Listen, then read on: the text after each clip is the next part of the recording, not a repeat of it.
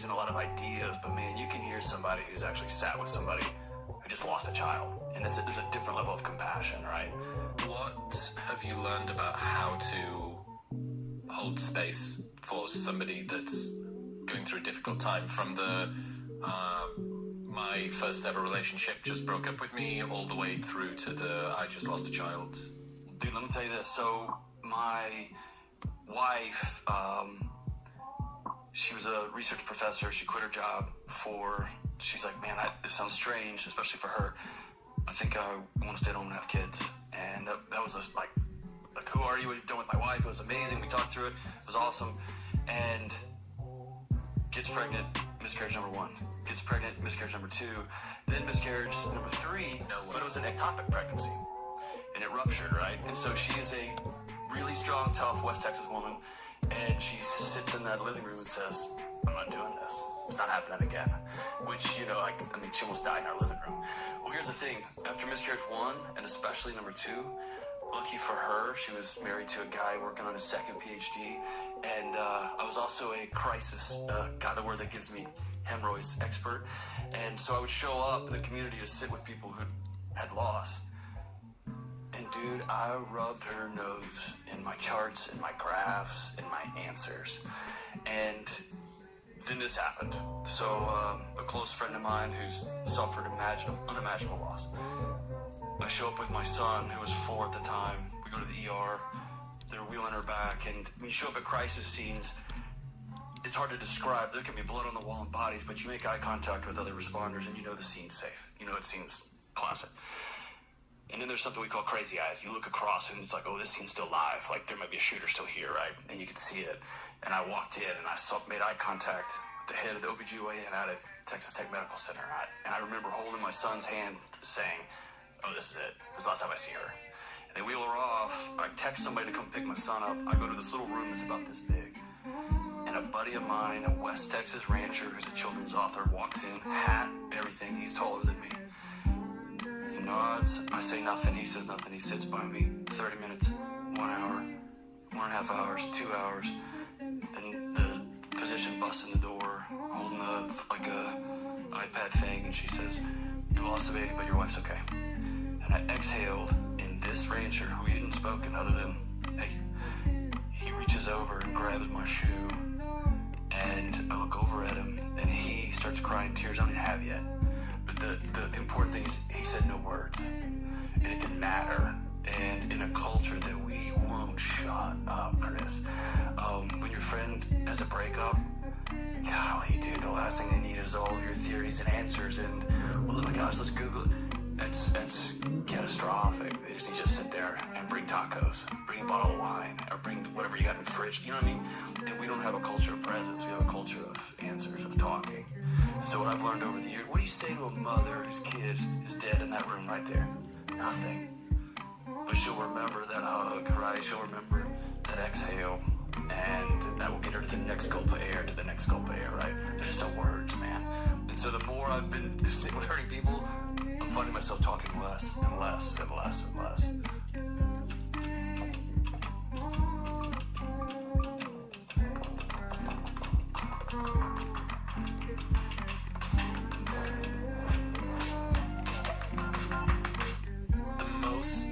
It's a beautiful story, and the first time that I ever really started thinking about this was Sean Strickland on Theo Von's podcast a year ago, when Sean has that really bad experience sort of reliving his childhood. And Charlie Hooper from Charisma on Command did this unbelievable breakdown. He's redone it again. He's run it back on his other channel. And it's so beautiful. He just explains, Sean is sort of gripping this bottle. I think he's gripping the bottle with his left hand. He's sort of drinking from it like this. And you can see he's grasping with this left hand. He's actually trying to grip onto something. He's trying to get a hold of security and firmness. And Charlie's breaking down his body language. You can see what Theo does that drops him in and then pulls him out, and then he goes back in again. Because Theo he doesn't make it about him. He does like a triple A. I don't want to give any shade on Theo. He literally inspired me to become a better space holder, a better communicator in difficult times. But there's some things that you do that just rip someone out just a little bit, and then they close off. And then well, you know, like, what does it matter? I'm a big guy, I'm a grown adult, and then he sort of starts to get back into it, and then, you know, the most beautiful thing that Theo says in that entire exchange is, he's like, we don't need to talk, man, we can just sit here for a while if you want. That's it. And that's somebody who only knows that because they've been hurt too. Right? Like, we don't have to say anything. I'll just sit here with you. Powerful, dude. What a gift. What else? So, shut up. Yeah. One of the first things that you should do when trying to help somebody that's going through stuff. What else? Yeah, I think that sounds easy in theory, but I think the what else happens before. I have to do my own work that I believe I'm worthy of the space I'm gonna hold with you, right? So I gotta show up okay. Most of the people, I say most of the people, who get diagnosed with cancer, who lose a loved one, who lose a pregnancy, etc., they'll tell you they found themselves responsible for making sure everybody else was okay. And don't text somebody, how's it going? Like, you really want to know how's it going, right? And I'm going to text that back to you. Bring food, show up, and I mean, I think it's action. It's action. I'm going to go mow your lawn, and I trust you to tell me to stop. I'm going to keep sending tacos. You may have 5,000 tacos. They may go straight to the trash can, but you're gonna know when the fog lifts. You were loved. You were cared. Yeah, you're cared for. Yeah, I had an incident that opened up something similar. It was my birthday a couple of weeks ago, and I finished recording upstairs, finished this episode, and came down, and Jonathan, who's outside, his dog was walking around. I was like, what the fuck's Jonathan's dog doing here? Oh, he must be here to show us the new merch samples, because we're starting to get merch done. And as I walked in, it turned out that there was a surprise birthday celebration for me, and there was only 5 people there. All of them worked for me in one form or another, or worked with me. And it was the middle of the day on a Friday, so who's free at 2 p.m. on a Friday to come and do stuff? It was tiny, and my best friend was getting married the next day, and I was his best man here in Texas. So my head's in a different place. I'm thinking about the speech. I've just finished this episode, and I gotta go and work on the speech. I gotta remember the thing, don't do the joke about the white people. And I come down, and there's 5 people, and they put a banner up, and it said "Happy Birthday," and there was a cake, and one of the guys was filming it. Our videographer Max was filming it, and I was like, "Oh, this is really, really beautiful." And then we sat down, we had some cakes. It was all laid out really nicely.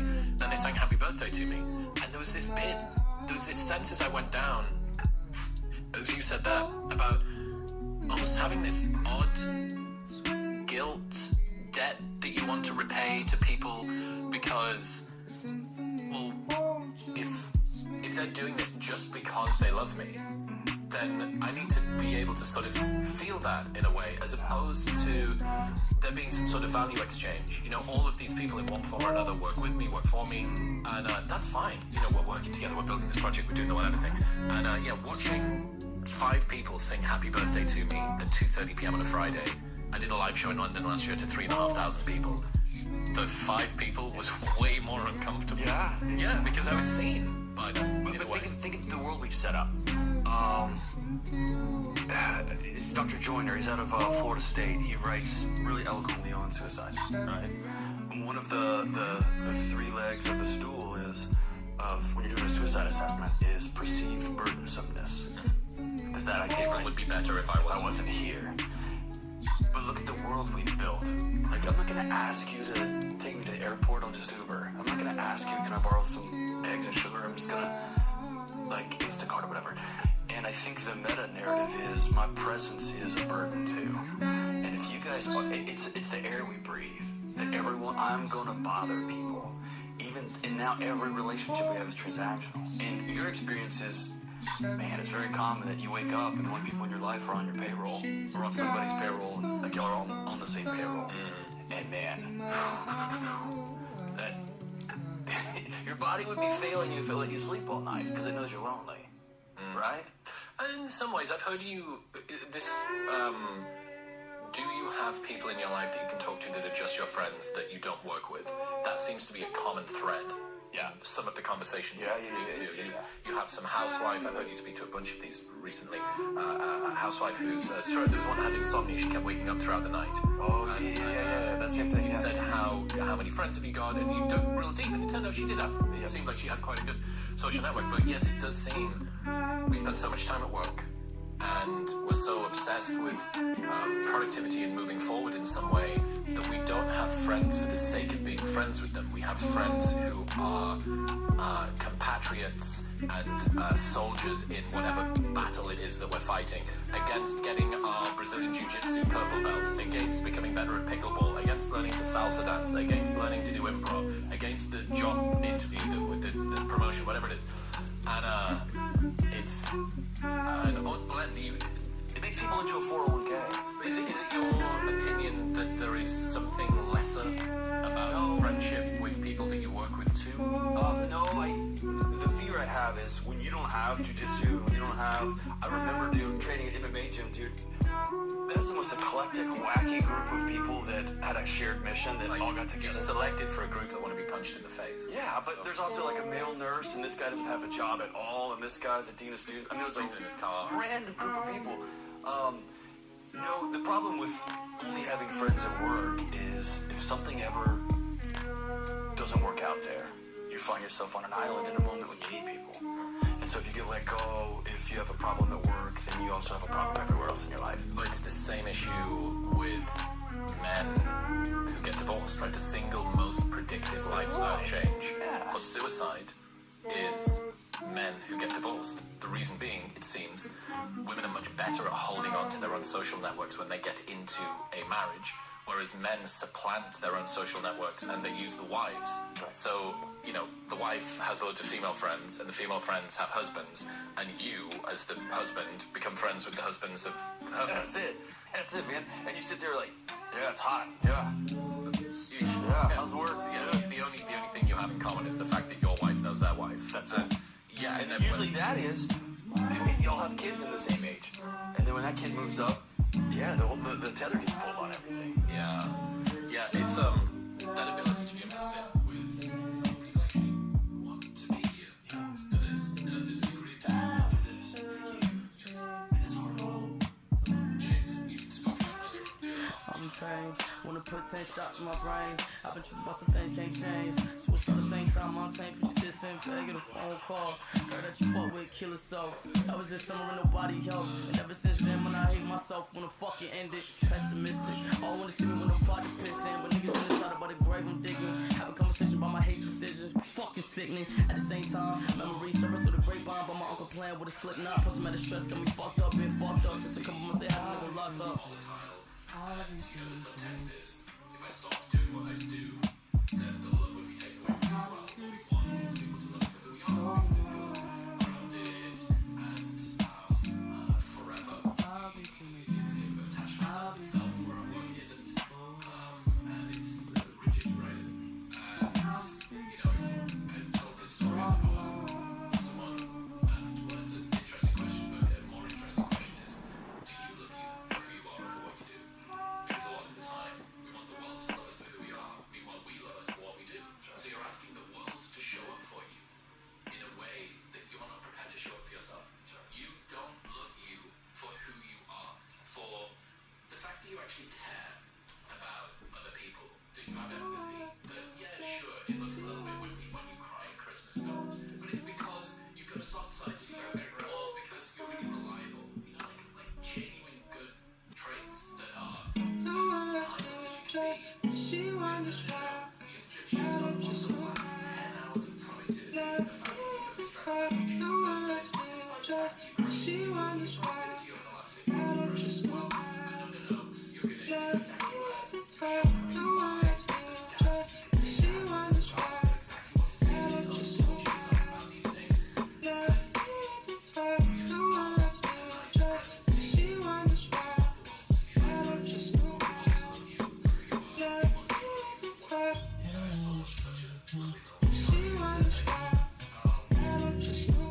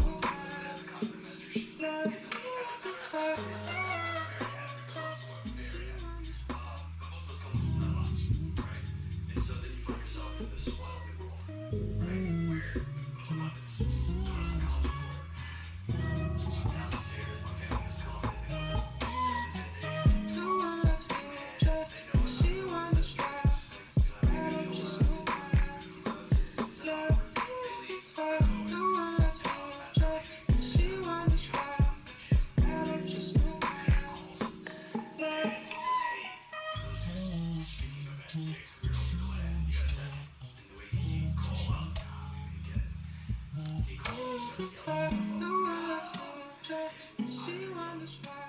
were positive, transformational, financially for me.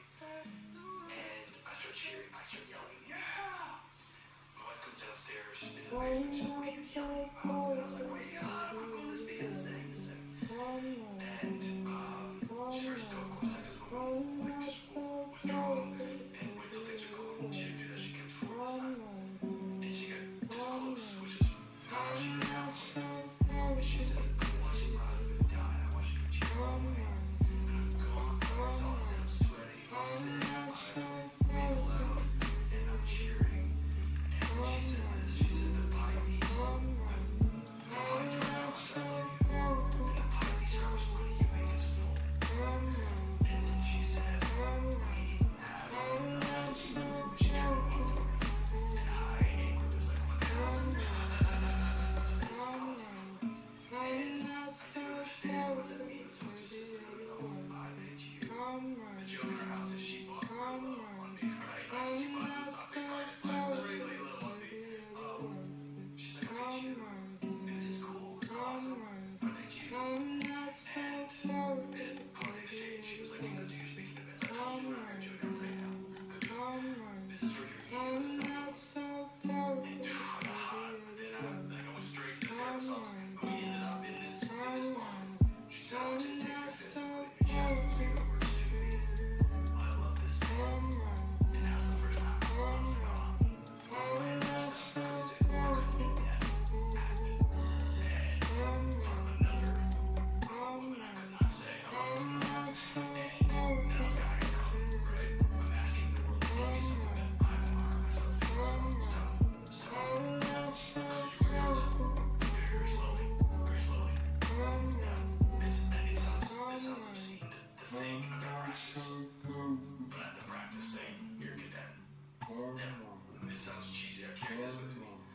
This is it. Like, little thoughts pop in. Like, your kids would be better off if you were at home right now. They're doing great. Right? It's that negative self-talk and just resetting that. So you're doing some CBT homework. That's exactly right. All the time. Yeah. ACT, yeah. I've started CBT this year, and I did a twice weekly psychotherapy for a year. Okay. And How was that? tough, actually, in retrospect. Wasn't so tough at the time. I loved it. My therapist was amazing. It taught me an awful lot about myself. It taught me more about myself than 1,500 sessions of meditation and many, many years of journaling. Because somebody else is pointing at the things that you've got that are going on inside of your mind. But it opens an awful lot of loops that it doesn't close. Because there's no action steps. Yeah, that's exactly right. Yeah. Correct. Yeah. And maybe for some people who aren't as dopamine or epinephrine as me, that's fine because they can just sit in the story. But if I've got open loops, I'm going to try and fix them. And I think that there's lots of different modalities where people can improve their mental health, where people can improve the quality of their life. Your outcomes may vary, as they say in trading or whatever it is. And I think psychotherapy is really, really useful for learning about yourself, but you need something which is more action focused. So for me, CBT's been fascinating. It's been very rewarding. But fuck, dude, it's hard. Yeah. Because for the people that don't know, cognitive behavioral therapy is basically 1 hour a week where you speak to a guy, and then the remaining, whatever it is, 163 hours a week where you do homework. Challenge the thoughts, yeah. You do homework. He gives you homework, and it's not. If you looked at the reminders in my phone, you'd think I was a crazy person. I've got like Punch the Bully. Yeah. It repeats every 3 hours throughout the day. Journaling practice. Anyway, it's been really interesting. But talking about, I didn't find that as useful. CBT is obviously it's the gold standard. I found the acceptance and commitment. Instead of challenging the thoughts so much, just letting them walk by. Or letting them be that guy at the table that you always know that guy. Everybody has that friend. And all right, you spoke and I appreciate it. I'm gonna move on. That's interesting. And it keeps me from going to war with myself. Otherwise, I stay in constant conflict with myself, and that gets exhausting for me. Before we continue, do you often feel sluggish, foggy, got crampy throughout the day? That's not just tiredness, that's dehydration calling. Element contains science-backed electrolyte ratio with sodium, potassium, and magnesium. Well, look at the chocolate when it's fired. When you take it. Trying to save money on business travel? You should definitely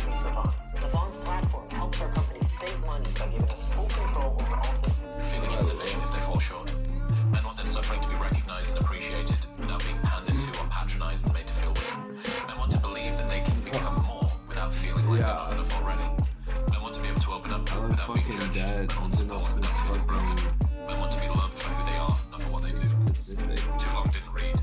Blending inspiration with compassion is not an easy task. How do I set lofty goals which drive me to fulfill my potential without feeling less than if I don't get there tomorrow? Said every guy ever. The desire for I make self-love this and gorilla confidence game comes into before the conflict inside the fucking mind of hype everyone, phase. men especially. Sure, some men are all drive and goals with no introspection.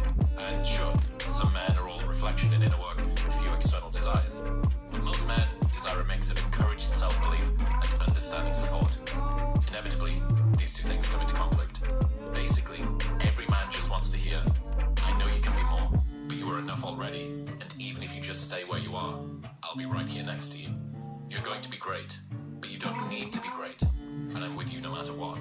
Or, as said best by Sturgill Simpson's mum, boy, I don't care if you hit it big because you're already number one. Yeah, that's powerful. And that reminds me of what your wife said. Yeah. You know, like, this is all great, but it also throws into harsh contrast. Why am I doing it? If people love me for who I am, why am I doing what I do? Well, if you're doing it because you think it's gonna feel somewhere on the back end, that's the tale of all time, right? That's the Jim Carrey speech, right? I wish everyone could become rich and Yeah, famous. it's nonsense. It's not going to fix it. Yeah, it's nonsense. And I think the alternative that we've got the last 15, 20 years is, well, I'm just gonna opt out of my video games. And that's a recipe for disaster too. I think Michael Easter's book, The Comfort Crisis, which I think is a masterpiece. I think we have a culture that's allergic to discomfort, and so I think that tension that's what joy is. That's what meaning is I'm enough, and I can hold that loosely enough so that I can hit that guy real hard. They had a breakdown on ESPN the other day of Alex Pereira, and they're talking about how hard he hits, that it's otherworldly, and they had an interview with a referee. It's like the sound it makes when he hits another human is different, right? And I just thought, man, can you imagine me able to do that? They say it comes from how calm he is, right? His ability to stay until he uncorks. And my coach used to always say, like, dude, you're like a bear, you're like so tense all the time, and it takes away. And so I think if men knew, oh, she loves me no matter what, that actually drives that anchor deep into the concrete so you can rappel off the edge and go so bananas. Yeah. And it sounds counterintuitive. Mm-hmm. Yeah, that you don't need to push me. I'll push myself more if I know that I don't need to. Let me know I'm anchored. Yeah. Well, I mean, that's a phenomenal piece of advice. And I put that essay out, and perhaps unsurprisingly, a lot of girls, the women who caught a hold of it or follow me on Instagram, said, well, like, women want this too. And I'm like, yeah, I'm sure they do. Can I tell you, that drives me crazy? That makes me insane, dude. Every conversation has to be so universal at all times. Got to equivocate. God almighty. If I write a note on Instagram to dads, that's What just, about mums? I guess moms too. But I failed as a dad in this moment. I just writing myself a note. You'll notice that it doesn't really happen in the other direction. God almighty, dude. It's wild. It's wild. I had a conversation with Richard Reeves sat here. Gosh. Do you know Richard? Oh my gosh, yes, a Boys and Men. Yeah, so he's great. Yeah. American Institute of Boys and Men, and it was the second time he'd been on, and we went for like 3.5 hours. It was phenomenal. And I mentioned I was getting a bit frustrated at the fact that every time I talk about the problems facing boys and men, I need to do this weird social land acknowledgement Yeah, dude. about the fact, well, we must recognize that there is issues that women have faced, and we have to remember that it's only been a recent time that men have been falling behind, and we must not forget the fact that we've got into sexual assault, Right. blah, blah, blah. And after we go through all of that, let's begin to talk about men. It's the Seinfeld. Not that there's anything wrong with that, right? Yeah, Everything has to have a qualifier. And I'm like, can I say this once at the beginning of my career and never have to say it again? Because it's, part of it's clipping culture, that if somebody's able to pull you out of context by not having said the thing, and even if you say it at the beginning, this happened to me the other day, I said the thing, I said it, and it just got cut off. I'm like, right, well, fuck, I might as well not even You say can't. it. But what about this? What if as a society, we just chose, I'm going to think the best of Chris? Well, the problem is God almighty, dude. we don't like to think the best of people because hypocrisy on the internet is like catnip, right? Being able to catch somebody out. This was the reason. You remember when Joe got popped for his N-word video, which is like 5 minutes of you actually hard-R'ing your way. Yeah. A combination of A-ing and hard-R'ing. Anyway, this video goes live, and Joe's like, "Yeah, fuck, that looks bad. That's not good." And the internet was told by legacy media, this is what this guy's truly like, and this is what it means about him. He's really the secret, bigoted, racist, homophobic, xenophobic, transphobic, blah, blah, blah, that we've always known he was. They were saying, this is the tip of the iceberg, and we know that below it is all of this. But the problem was, most of the people they were trying to convince are like, I've listened to 500 hours of him speaking. You're saying that this is the tip of the iceberg. I've seen the whole iceberg. I know there's nothing down there, or I have a reliable sense that there isn't anything down there. And that situation kind of taught me what gets sucked in, what causes people to get sucked in to this. And the precise thing is a vacuum of information and the speculation, the opportunity for people to point a finger and say, see, I got him, I got him. Yeah. And no, the principle of charity is not extended to people on the internet. But it's not extended to people in our homes. Like the Gottmans say, when you distill all the way down, what makes a great marriage, beyond all, like, religion, finance, are y'all friends? Like, I've got a buddy who lives, 5 hours west of here. His name's John, too. He was Fat John, I was Hyper John.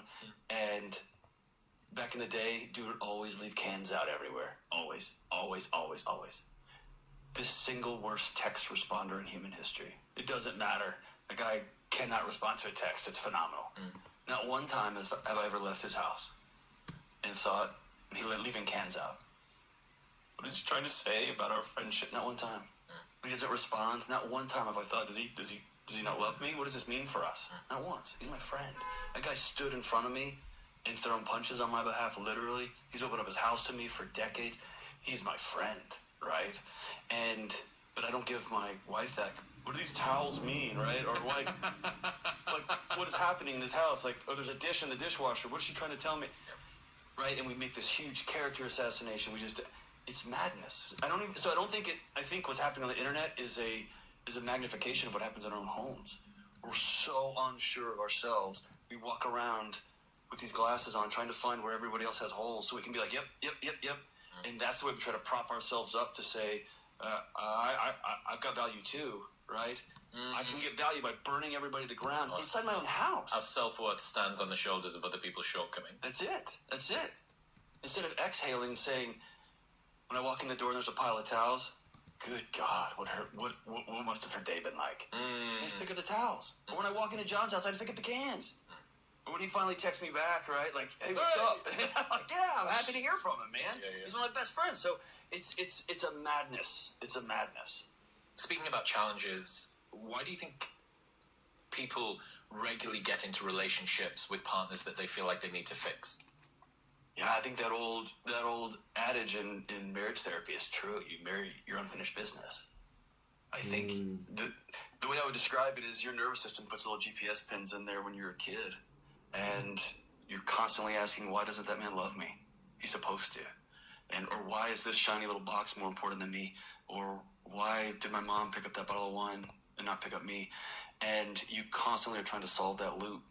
And man, you get older, and your body repeats what it knows, and you go in and try to solve that situation again.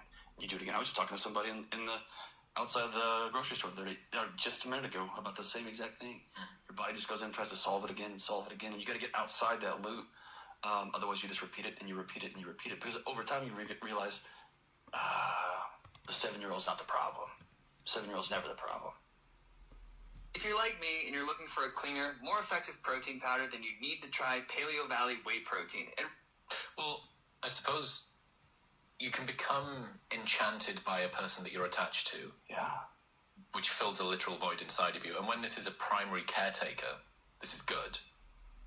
But when this is an inappropriate partner, it's not.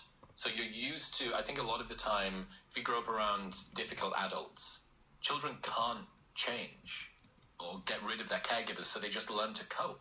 They learn to solve it. Yeah, they learn to hold on to long enough in the hopes that maybe the person will take mercy on them and change. If you're 5, you don't have a passport. You don't know how to leave the house. So you become, if you were not cared for in the way that you should as a child, you learned to become unusually good at surviving on a meager diet of love. Or you learn to sing and dance and get it, right? I've got to perform. I remember one of the coolest things about going back to grad school as an old man is I had to do a practicum again, and I was working with this brilliant man named a psychologist named Dr. Michael Gomez, and I remember we were sitting with these kids that had some pretty remarkable trauma, and one of the kids was making straight A's, and during a debrief, I said, he's like, all right, who's going to struggle here? Where do we go? And I said, this one's going to be okay. And I said, why? And he goes, well, he's performing well, he's doing grades, he's making great grades. And he said something that has rattled me since. He said, straight A's can be a trauma response too, John. And you can burn a building down. Kids will find a way to be seen, or they'll find a way to hide. They'll find a way to stay safe. And they'll nuzzle up against you. So I think kids are always trying to solve. And yeah, there's some that have to survive on just sips of oxygen, right? Through a straw. But others will be really good on that T-ball field band because that makes my dad exhale. Well, I mean, that's why when we look at, the highest performers in business and content creation output and the world of sports and all the rest of it, for the most part, what you should look at these people with is pity, not envy. Man. You think, what has happened to this person to cause them to need to do that to themselves? That's not for me to say that all high performers don't have... Some don't have a good balance of desire for more and running away from past trauma and all the rest of the stuff. Many do. But most don't. Most are doing it because they need validation from the world because they didn't get it when they were a kid. Yeah. I remember watching that ESPN documentary with Michael Jordan, and there's that scene where he's smoking the cigar in the hotel room, and he looks at the camera and he said, you don't want this life. And he can't go to the bathroom downstairs. Like, there's just full of people, right? And I remember it cuts to a scene of the banners in the rafters, and again, I'm sitting there on my couch in my small little house, and I just remember looking at all that saying, for what?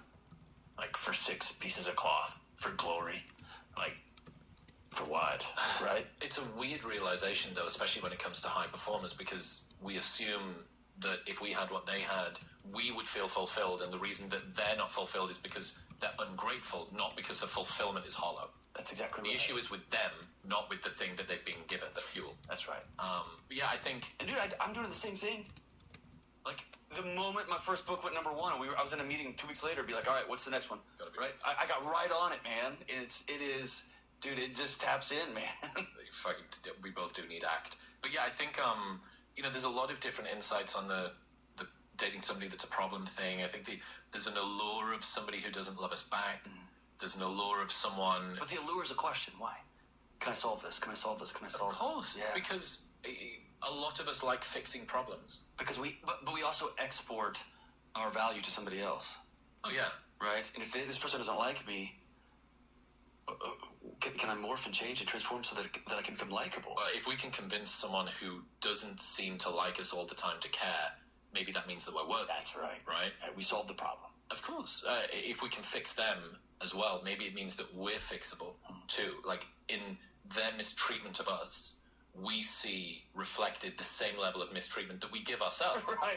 We're like, I actually always did think that I wasn't worthy of love. Right, yeah. Now it's being given to me, and if I can redeem this person externally, maybe it means that I can fix what it is that I've proven to myself in time as well.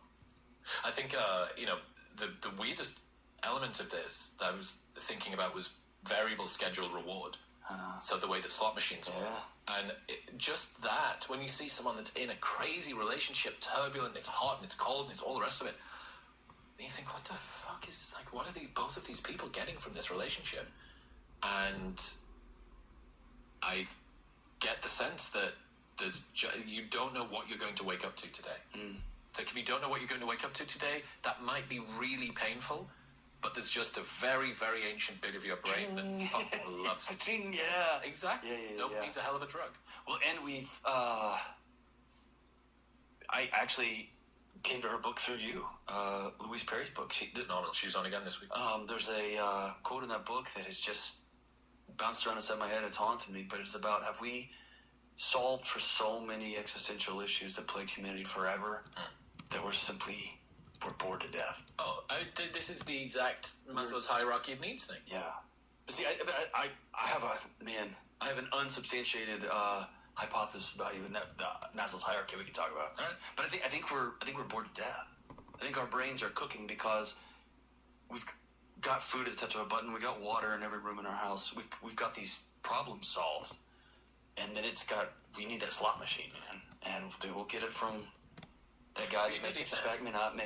You know the idea of concept creep, where as the incident of something like, let's say, racism becomes less and less over time, the definition of racism expands. Okay, So gotcha. the level of racism stays the same, Okay. but what constitutes racism has changed in order to keep the level the same, because the actual incidents have reduced. In the same way as, I think, climate-related deaths have decreased by 50 times. It's like 98% drop in the last 100 years. Let's say something like that. 168,000 people get lifted out of poverty every single day. So we've had to redefine what a climate crisis means. And that's not to say that there isn't a fucking problem with the climate. There, Of course, is. yeah.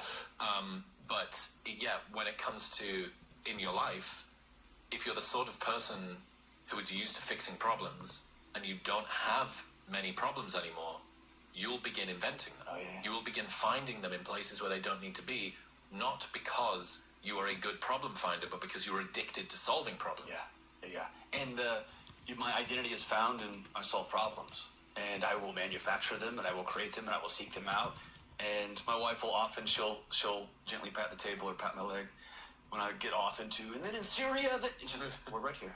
We're in Nashville. And it's such a okay, yeah, I can solve this one today. Thank you. I can be nicer to my daughter right now. Yeah, I think on the difficult partners thing, if you don't have a full tank of self-love, how dare you deny the love of somebody else, even if it's tricky or filled with poisonous ingredients? You know what I mean? Yeah. Like, I don't think of myself that highly, and this person isn't treating me that highly either. Yeah. But they're treating me. Yeah. And it sounds like a cliche thing that I'm always... Nobody's going to exercise. Nobody's going to go through the pain of any sort of life change or any sort of relationship change if at the end of the day you don't think you're worth the change, right? And so it's easy to keep going out and seeking these nonsensical lack of reality, like truths that exist in our world now, because I don't even think I'm worth doing the hard work, right? It's Dave Ramsey's built an empire on live on less than you make, and it's like, that's insane, right? It's madness. It's just math, dude, right? But we create all these other alternate realities to make ourselves go, whew, I don't even think I'm worth the hard math. A quick aside, if you're anything like me, packing for weekend trips somehow takes longer than the trip itself, which is why I've partnered with Dematic, because this backpack is the best. A case like this will ruin your iPhone 16, and here's why. Apple's Hard things and how to forgive, and you find esteem by I don't even know why I'm watching this anymore. consistently being part of a community. I don't even give a fuck. Like, to be honest, this idea that there's separate. I don't really trust no hoe. I don't even trust my bros. Alright, we need to talk about Apple. Apple may Fuck. have just imploded, and something is going on with big tech. The Mag 7 companies, year to date, have not been doing well at all, and this may be really the end of an era. So, year to date, Apple is down 18%, Google down 12%, Tesla down a stunning 27%, Amazon down 13%, Nvidia down 15%. And this is just in the first 100 days. There's another 4 years of potential downtrends to go, with the new administration not taking kindly to global big tech companies at all who are outsourcing other labor and manufacturing. Well, they want to onshore a lot of this is going to cause a lot of churn. Plus, other nations are looking to big tech companies for digital service taxes, fines, and other ways to recuperate the tariffs that the US is imposing. But Apple has just blown itself up as well here, so we need to talk about Apple. The 30% App Store tax from Apple has ended. It was ruled to be immediately removed by a judge, with potential criminal conduct for the executives based on anti-competitive conduct. So this is truly the end of an era. We have Tim Sweeney from Epic Games to thank for this for pushing forward on the lawsuit. But apps like Spotify have already submitted new app updates to Apple, including external pricing info and links, removing the 30% App Store tax, and I'm sure many more other apps are going to follow. This has already been approved for the App Store. We have DHH, the creator of Ruby on Rails, also noting that Apple's loss in court is immediately opening up a whole new world for app developers. And, I received this email from Apple noting immediately there's new app review guidelines. So apps are no longer prohibited from encouraging users to use a purchasing method other than the in-app purchase. Prior to that, you could not even inform users that there would be other purchasing methods. Apple had a tight ecosystem garden around their app store, and now there is no garden, basically. Essentially, this reduces Apple to just a hardware device manufacturer where they've lost control of being able to tax their entire kingdom. And it is a massive blow to Apple. We can take a look actually at their revenue from the App Store. So you might be surprised to learn Apple's hardware sales are fairly stagnant, actually. iPhone sales are pretty stagnant, if not declining, actually. iPad sales are declining. Mac sales pretty stagnant, and really it's their services revenue that has been crawling up over the past several years, currently at about 30% of their total revenue. So their services and really their revenue from the App Store is pretty important. We can see their sales by region, and China is actually down. Really the only source of growth they had was in the services. Of the services, you can estimate that the App Store revenue is roughly a third or so. So we can say about 8 to 10% of total Apple revenue comes from the App Store. So this App Store revenue is about to plummet, maybe I would say cut by half or so. And even then, their services revenue year-over-year growth has been declining over the past few years. I went over to Grok actually and I asked, what's the expected impact to Apple stock price if you were to have the App Store revenue? Essentially, it would be a 15% loss to overall services revenue, taken down from $95 billion to about $80 billion, resulting in about a 10 to 25% drop in the stock price. Okay, so today Apple's down just 4% or so, which means there may be further downward selling pressure to go, and this may affect Google's Play Store as well. In addition, during Apple's earnings call, Tim Cook said tariffs would add $900 million in costs per quarter. So it's about $1 billion per quarter, and that's based on the assumption that things don't get worse, and I'm assuming he means there's a 90-day pause still in effect. Things may get worse, and if it does, we can see costs much worse than that. Apple projected low to mid-single-digit growth in their current quarter, and during their sales call, Tim Cook would not provide projections. I wouldn't want to predict the mix of production in the future. I don't want to predict the future because I'm not sure. Very difficult to predict beyond June. And there may be more to come and so forth. All I'd want to say about that, I don't want to try to predict what happens in the months from now.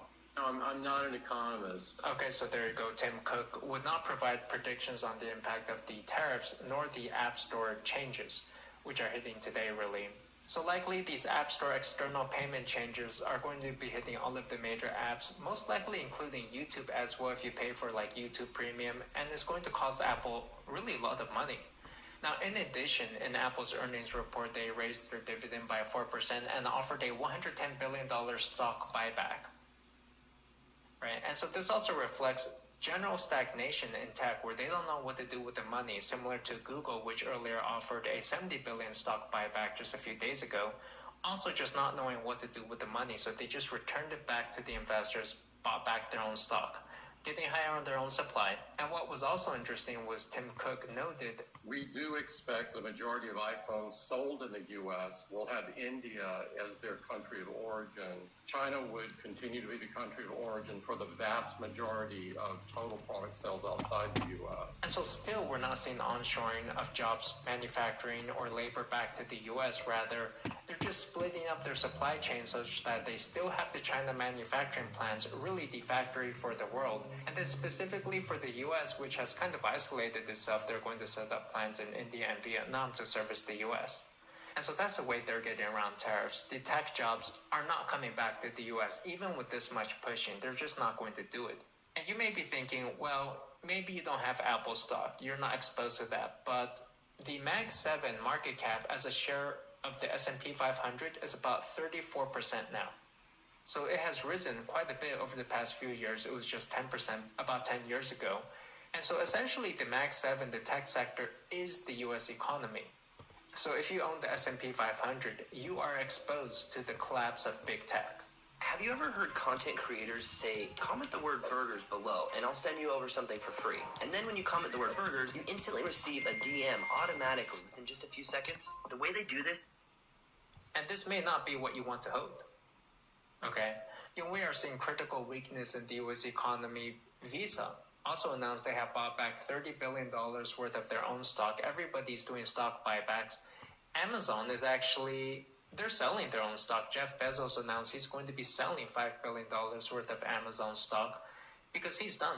What's to be bullish on with Amazon, Google, or Apple? On Amazon, it's like 70% of their inventory is basically sourced overseas. So without that, you might as well just go shopping at your local Walmart. With Google, you got ChatGPT, who basically took over their core bread and butter search services. So now every other company has a copy of Google, basically, like Grok on Twitter. Arguably outperforms Google already, eating into their core services. With Apple, all of their hardware, iPhone sales, Mac sales is basically stagnant. Their one source of growth was in services, and they just lost that basically. And then Tesla, there's reports of negative 80% year-over-year sales in Sweden, and there's rumors of Elon Musk potentially stepping down, looking for another CEO replacement. Now, this was later debunked, but the Wall Street Journal reported that he confided to someone close to him in late-night texts he was frustrated to be working nonstop at the company, and he was worried no one could replace him atop the company and sell the vision that Tesla isn't just an automaker, but also the future of robotics and automation as well. So, true or not, I could see it. He's been working like a dog, he's getting older, and he's got a lot of other jobs to do.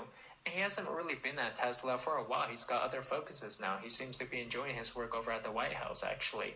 I think if you're a Tesla holder, you want to factor in over the next 5-10 years, maybe Elon Musk will be stepping down at some point. And really, maybe the real opportunity out here, you have to gain exposure beyond big tech, beyond Mag 7, beyond the S&P 500, which are all basically the same thing. Maybe you have to look forward and not backwards. Skate to where the puck is going. I get how a lot of young people these days look at big tech companies like Meta, Google, Amazon, and they're thinking, well, that's the only thing out there, right? That's office work. That defines work. That is work. But the truth is, I still remember when these companies didn't even exist. Just 20 years ago or so, they were nothing. And at that time, nobody dreamed about being a software engineer or a web developer making apps or mobile games. We didn't even have those things. People wanted to be like a lawyer, doctor, Wall Street investor, manager, executive businessman, an architect, or an astronaut. And so maybe this whole era where people wanted to be these software engineers in these big tech companies is just over. Right? That was a short trend in history, just a 20-year trend, and that was it. And it's time to move on to the next thing. Because what really happened is possible. The whole tech industry was just a bridge, a short moment in history where we needed bridge builders to get us to the digital era. But now that that bridge has been built, the infrastructure is there, we don't really need them so much anymore. We can just automate that. It's kind of like how we used to have a bunch of farmers. We needed that at the time, but then we can automate it. And so with AI and outsourcing, we can automate away the engineers and then move on to the things that really matter, like say, media, advertising, business, or finance. Meta, Zuckerberg, and Microsoft's Nadella had to talk about AI, where they forecast, anywhere from 50% of coding would just be done by AI nowadays. I'd say maybe 20-30% of the code that is inside of our repos today in some of our projects are probably all written by software. What about you guys? I don't know, maybe half the development is going to be done by AI as opposed to people, and then that will just kind of increase from there. And furthermore, they predict this whole AI thing can take up to 50 years to recoup their costs. We're somewhere in between. I hope we don't take 50 years. We're all investing as if it's not going to take 50 years, so I hope it doesn't take 50 years. Now, they are half joking, but it also shows we really have no idea what we're doing or where we are going with AI, and we don't know if it's going to pay off. The whole robotics thing, physical robots, you have to remember, it's not scalable in the way that internet apps and websites are scalable, where you can just scale to millions of people with basically zero costs and 100% margin for your sales. So with the physical robots, unpredictability of generative AI, and the tariffs on manufacturing, it's possible this whole thing could take 50 years for real, actually. So you know what I think? We need to take a step back from big tech and possibly pull our investments out of the Mag 7 companies because they may not really know what they're doing and they're just blowing it all on AI. And really what you want to take a look at here is possibly cryptocurrencies, blockchain tech. So the US Treasury released a report that the stablecoin market can grow to $2 trillion by 2028. Evolving market dynamics has the potential to accelerate stablecoins trajectories, and they are forecasting an overall increase in the demand for treasuries with stablecoins, which would be great for the US economy. And money is extremely viral. There is the network effect with this. This can go exponential and it can scale super fast. So what's going on here is a stablecoin revolution. We are in the midst of it. Visa and Bridge announced they are partnering to launch stablecoin linked cards. And so they're creating this infrastructure API basically, which will allow any developer to launch like a credit card linked to a stablecoin. MasterCard is also moving in on this space, unveiling end-to-end capabilities for stablecoins. So they're partnering with a bunch of wallets with OKX to do their stablecoin stuff. We know Stripe is moving rapidly on this space with an unannounced product. Morgan Stanley with E-Trade also going to be offering crypto trading to their clients. And then you have Robinhood. In their earnings announcement earlier this week said they're incredibly excited about their global crypto ambitions. They have a pending acquisition for Bitstamp, one of the oldest crypto exchanges. Coinbase, as Brian Armstrong also said, they believe their thesis is crypto is going to eat most financial services, and they're 100% focused on crypto, to which a lot of people corrected. And no, it's Bitcoin, not crypto. And absent from this crypto space really is big tech and the Mag 7 tech companies. Like you don't see Google, Meta, Amazon, Apple. None of these companies are working on stablecoins at all, it seems. And so it's quite possible that we are seeing the end of one era of old big tech and apps and websites, and we are seeing a shift into the fintech digital asset space, which may be the next big thing. And it's quite possible in the next decade or so, we're going to see everybody trying to get into fintech digital assets. Like that could be the new big thing. It has the potential to go viral. It has network effects, and it has the support of the current administration, which is very pro-crypto, whereas they are not really supportive of the old big tech companies, which have been offshoring our jobs and really just making a bunch of brain rot content. We can take a look over at the Bitcoin 2025 sponsors actually and see a catalog of some of these new age companies. So you've got like Mara, Robinhood Crypto, Gemini, Coinbase, eToro, Rumble, Stand with Crypto. Noticeably absent from here are the Mag 7 companies left on the wrong side of history. Bitcoin 2025 conference, by the way, check it out. You can use my link below. It is May 27 to May 29 in Las Vegas. They've added a bunch of exciting new speakers here. You've got Ross Ulbricht, you've got David Sachs, Vlad Tena from Robinhood, Bo Hines, the Executive Director of the President's Council of Digital Assets, Lynn Alden, Jack Mallers, Paulo Arduino. So it's a great chance to see some famous people, maybe do some networking, have some fun, and it'll be an event. And this entire space may be the future of tech, replacing the current Mag 7 companies, especially as we see stable coins grow essentially 10x to $2 trillion projected market cap in just 4 to 5 years or so. It's going to be massive. I mean, this is going to be everywhere. Visa, MasterCard, Stripe, internet payments, E-Trade, Charles Schwab, the US Treasury itself.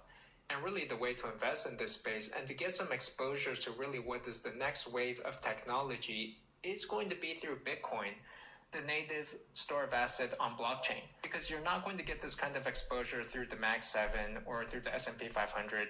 And so Bitcoin year to date up 4%, unlike most of the Mag 7 companies, which have been down 10 to 20% or so. And so there you have it, the death of one era, an old big tech with tired and saturated apps and websites which nobody even uses or downloads anymore, and the beginning of a new era in fintech with massive opportunity and growth, virality, network effects, in revamping the entire global financial system. And that's where I think the puck is going.